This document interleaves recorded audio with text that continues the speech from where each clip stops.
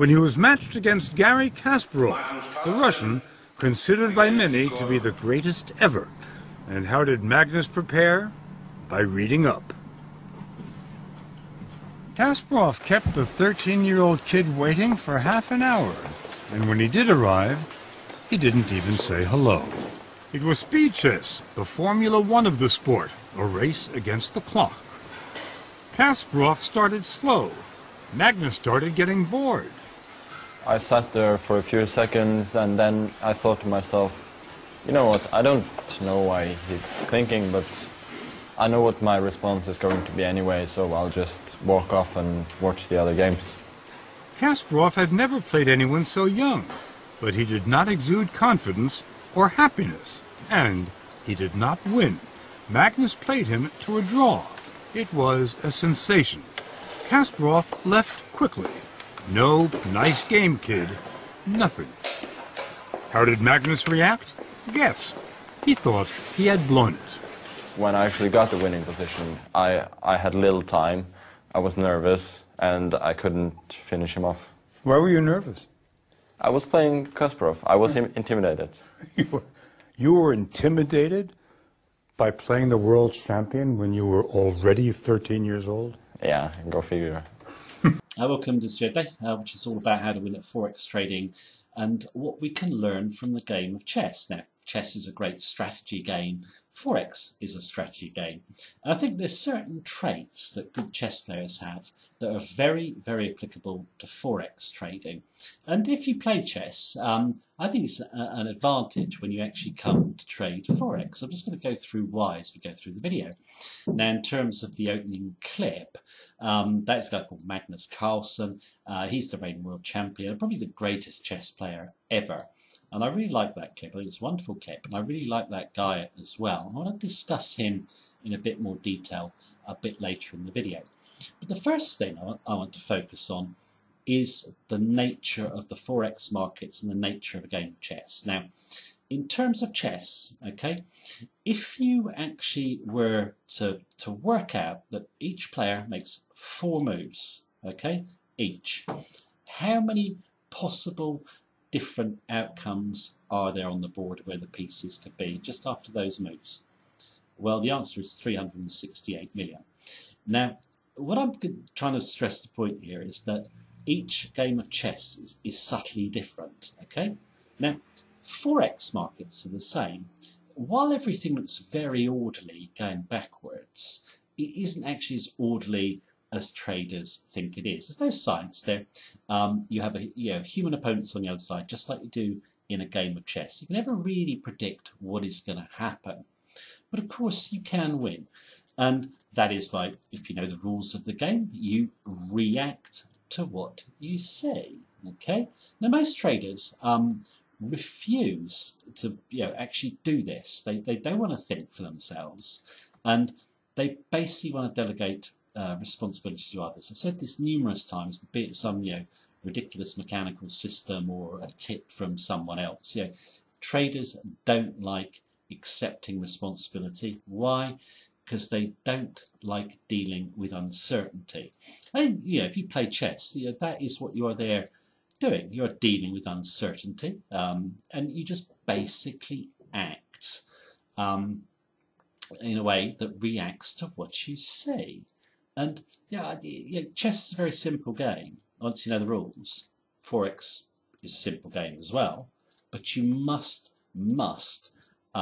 follow rules. So if you've got a strategy, you must have rules in place to basically minimize losers, maximize winners.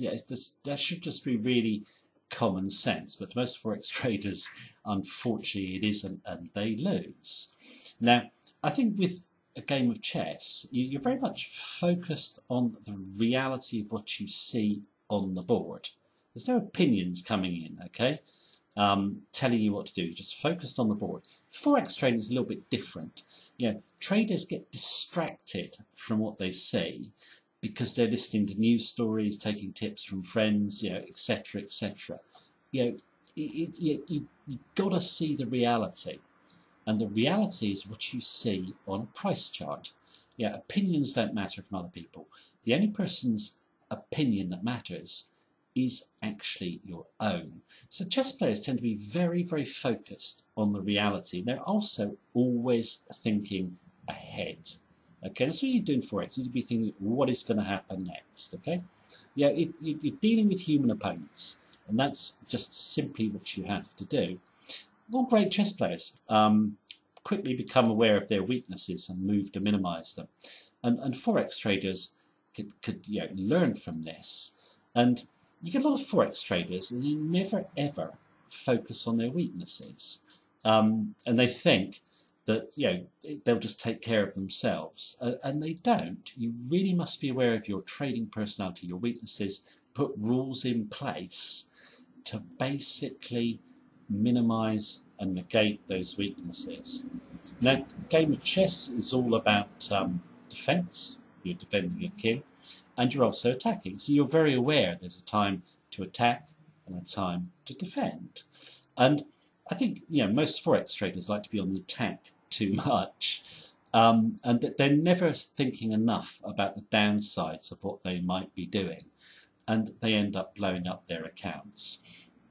So I think with chess, it is a simple game, but it's deceptively simple, of course. And to win, you must know the rules. You must have a strategy.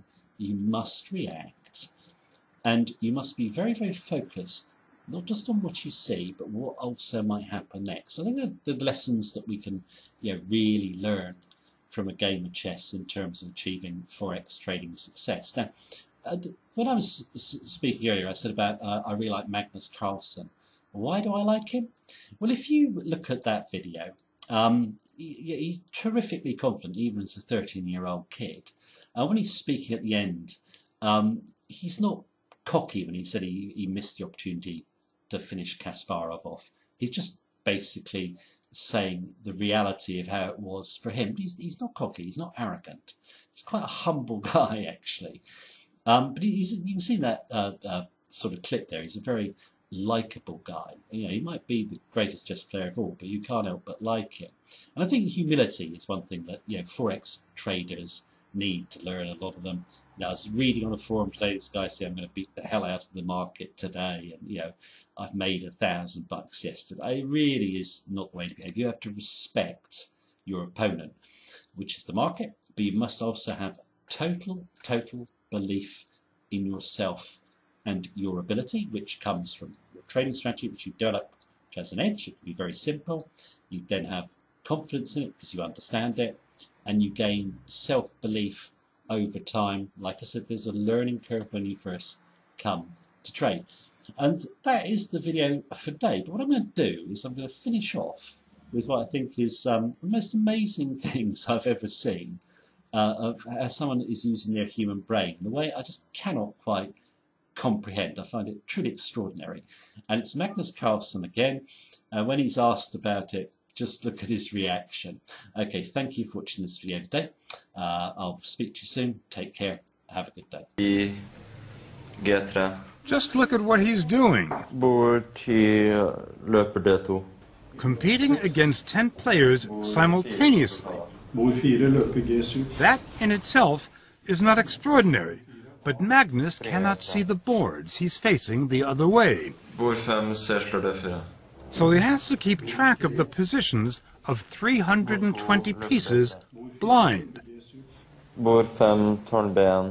And the number of possible moves, infinite. Magnus comes out on top. It's the most amazing thing I've ever seen. Do you have any idea how extraordinary this looks to? No, it's one of the amazing things in chess that you don't really need a board. You can just